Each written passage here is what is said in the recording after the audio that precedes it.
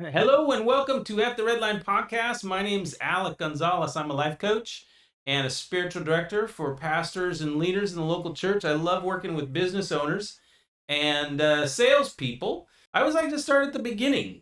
Yeah. Where were you born? Where were you raised? What was your childhood like? Okay. What was it like to be you when you were small? Okay.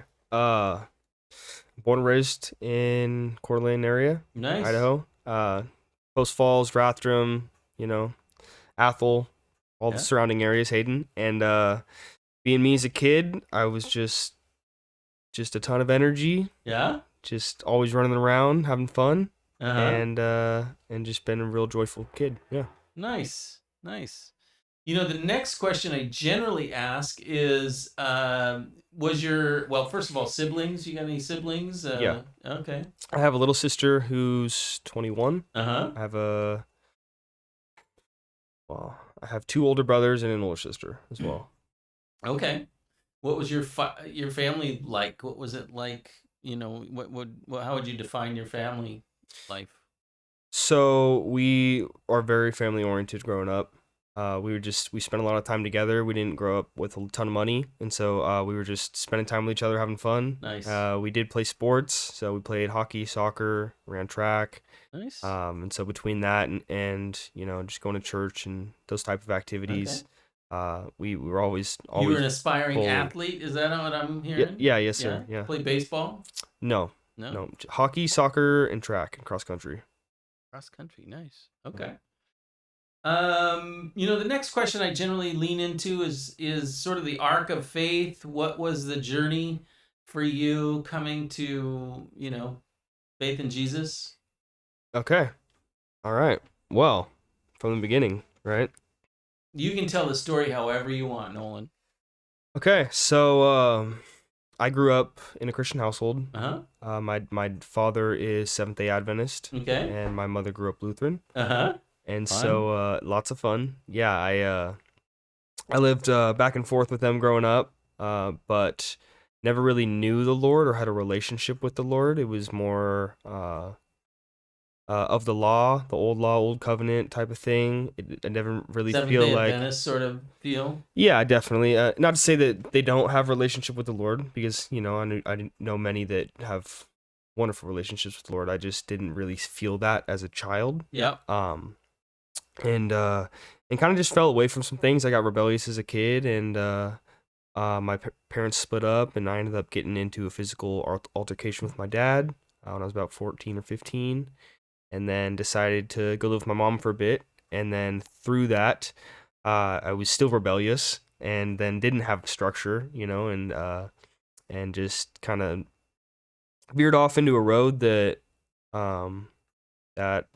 made me some money because I was ambitious and I was tired of like our water bill getting shut off. Like I had to deal with that as a kid, and kind of just took things in my own hands, and leaned in the wrong way for sure. So I started selling drugs from 16 to 19. And then when I was 19, I committed a robbery on somebody in the drug community, and had to go do 5 years in prison. Oh. So yes, I was sentenced to 15 years, eligible for parole after 5. And that was a huge wake-up call for me. Wow. Yeah. So through that, I sat there for a long time, got to see what true suffering felt like, and not just for me, but my family, and really just wanted to be better. And then through that process, I had gotten reconnected with God, and in a more relationship way. And I had also been exposed to some phenomenal leaders that were also there doing time with me. Oh, cool. So just men that when I saw them, like everybody makes mistakes, but when I saw these gentlemen serve others, that is what they did. They just serve people, and I got to see them carry the Holy Spirit with them in a way that I'd never really seen before, to where they walked with them, or they walked with the Spirit, and then got to pour out into other people and fill their cups along the way. Yeah. And it was just, it was very abundant, like feeling, to where I could see just the value in it, and it changed my heart a little bit. Started training my Wow. heart, and I'd always felt like I wanted to be a good leader. I hadn't really learned that true leaders don't serve themselves yet, Uh-huh. and then so I learned about some servant leadership, and really just came to the Lord in a big way. Nice. Yeah, You're not the first person that told the story about going to jail and how that, yeah, was a catalyst, but no, for yeah, that's sure. good. That's good. Thanks for sharing that. Yeah, That's pretty vulnerable. right. And sometimes it's funny how we do have to get in a vulnerable state to decide that what we need is Jesus. Like, Yeah, very rarely are we like, we're living the dream, we're killing it. yeah. Yeah, I need Jesus. No, I No, mean, it's usually when no. we're kind of down. Do Our way we? usually fails, right? Yeah, yeah. Well, thanks for sharing that story. Yeah, absolutely. The next thing I like to talk about is trouble, difficulty, suffering, and how it in our lives Mm-hmm. have produced rich results. What's obviously this seems like a story where Yeah. kind of trauma created some really neat stuff, but maybe you got another story of difficulty and woe creating grit, determination, setting us on path towards a future. Yeah.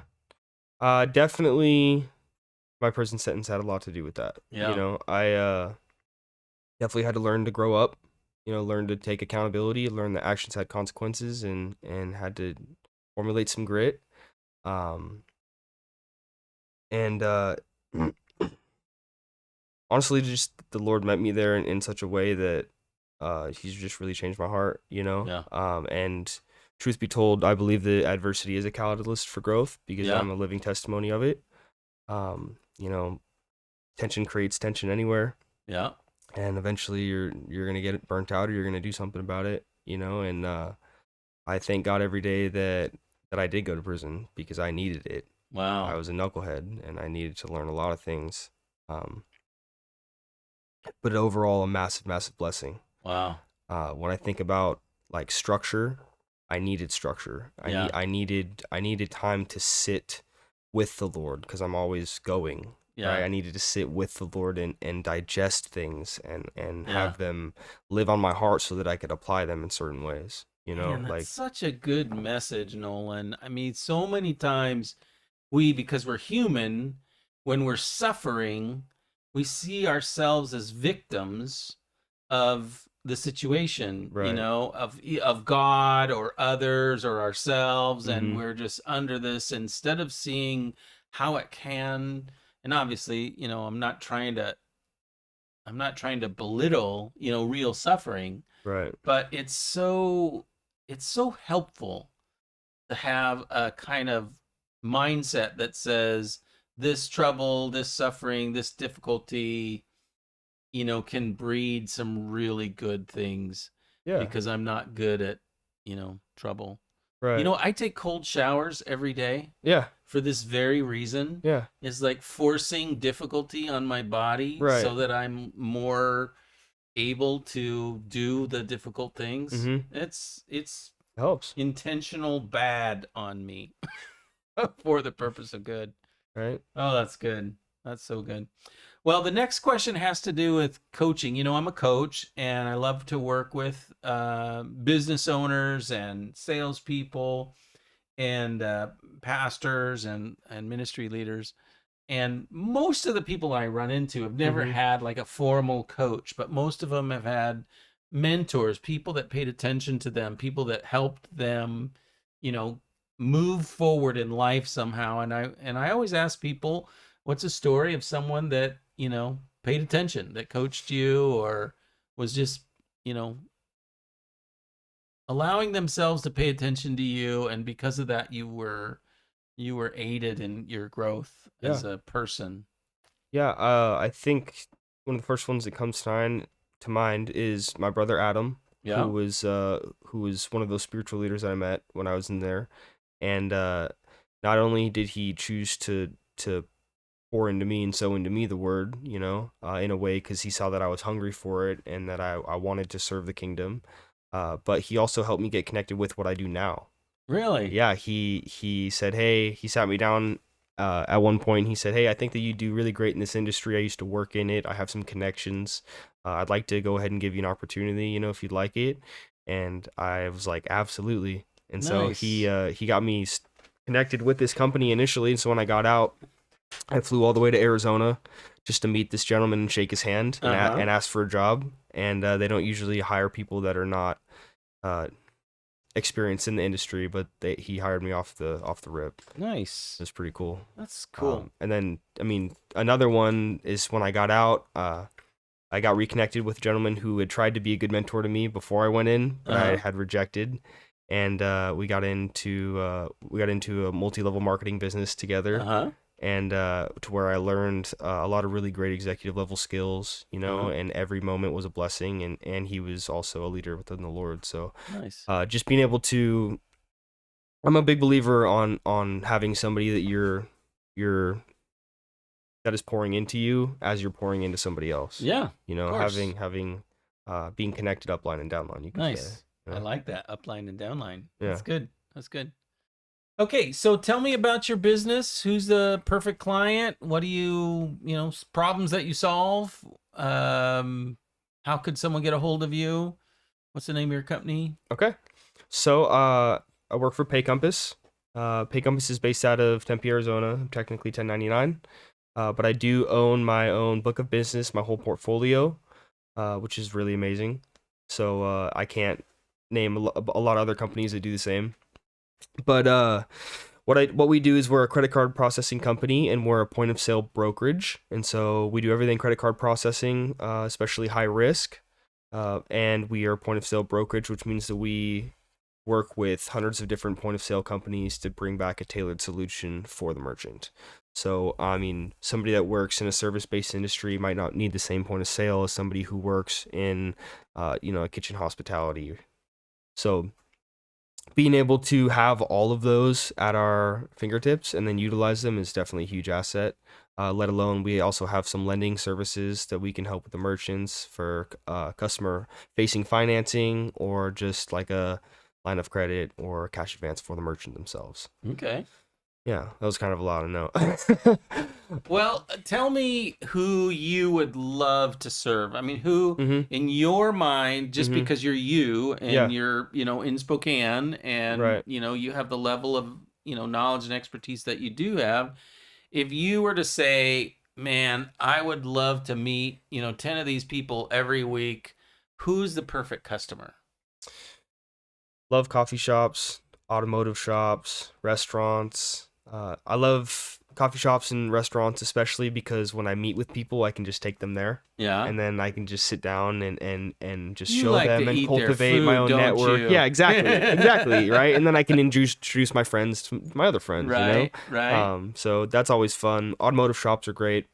Yeah. Anybody that does a lot of high level card volume. Yeah. So like that's why coffee shops, barber shops, anybody that takes a lot of cards is a great potential client for me, or anybody that would like to take cards who doesn't currently take cards, or is tired of paying the card fees and wants to learn ways to get around it. Okay.